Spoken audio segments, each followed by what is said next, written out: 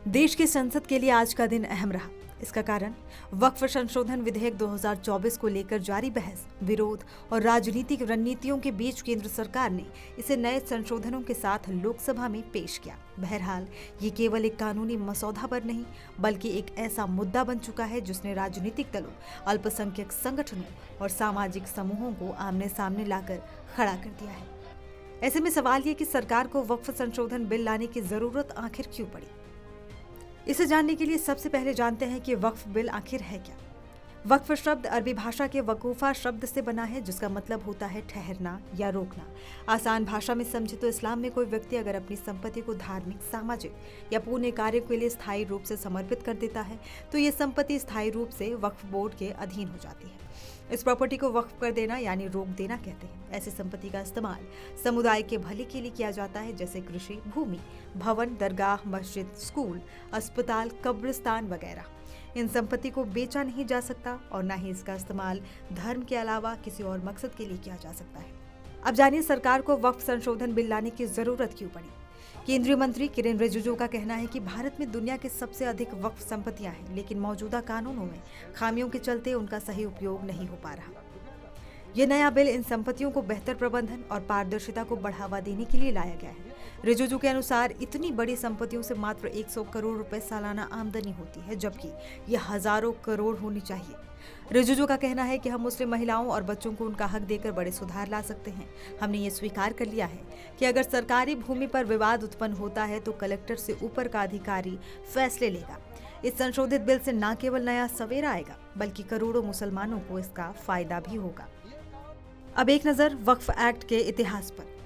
वक्फ act का इतिहास 12वीं सदी में दिल्ली सल्तनत के समय से जुड़ा है और भारत में आज़ादी के बाद 1954 में पहली बार वक्फ एक्ट बना था और फिर साल 1995 में इस एक्ट में कुछ संशोधन किए गए थे। फिर नया वक्फ एक्ट बना और इसमें साल 2013 में भी कई बदलाव किए गए। साल 2013 में वक्फ में ऐसे बदलाव किए गए जिससे आज के बदलाव जरूरी हो गए। ये संशोधन वक्फ संपत्तियों के प्रबंधन को अधिक पारदर्शी और प्रभावी बनाने के उद्देश्य से पेश किया गया था।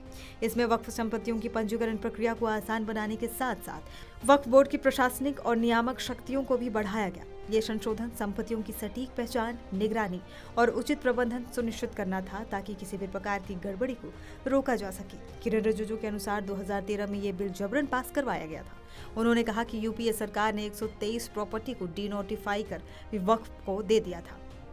साल 2013 में हुए बदलाव की वजह से देश में कोई भी आदमी, चाहे वो किसी भी धर्म का हो, वक्फ क्रिएट कर सकता है। अब जानिए नए बिल में क्या है। वक्फ संशोधन बिल 2024 वक्फ अधिनियम 1995 में बदलाव करने वाला एक विधेयक है। इसका उद्देश्य वक्फ संपत्ति के प्रबंधन, पारदर्शिता और दुरुपयोग को रोकने के लिए नियमों को सख्त करना है। बदलाव पर एक नजर डालें तो सबसे पहले नाम में बदलाव है। वक्फ अधिनियम 1995 का नाम बदलकर यूनिफाइड वक्फ मैनेजमेंट, एम्पावरमेंट, एफिशिएंसी और डेवलपमेंट एक्ट 1995 करने का प्रस्ताव है। वक्फ बोर्ड में गैर मुस्लिम और महिला सदस्यों को शामिल करना, कलेक्टर को संपत्ति सर्वे का अधिकार देना, वक्फ ट्रिब्यूनल के फैसलों को हाई कोर्ट में चुनौती देने का भी प्रस्ताव किया गया है। कांग्रेस, एनसीपी, आप और अन्य विपक्षी दलों ने इस बिल को असंवैधानिक और विभाजनकारी बताया है। उनका आरोप है कि सरकार ने संयुक्त संसदीय समितियों की सिफारिशों को नजरअंदाज किया है। बहरहाल संसद में वक्फ बिल को पास कराने के लिए सरकार को लोकसभा और राज्यसभा में वोटिंग के जरिए बहुमत की जरूरत होगी। सरकार को इस बिल को पास कराने के लिए लोकसभा में जहां एनडीए के पास 293 सांसद हैं, यहां बहुमत के लिए 272 सांसदों का समर्थन जरूरी होगा।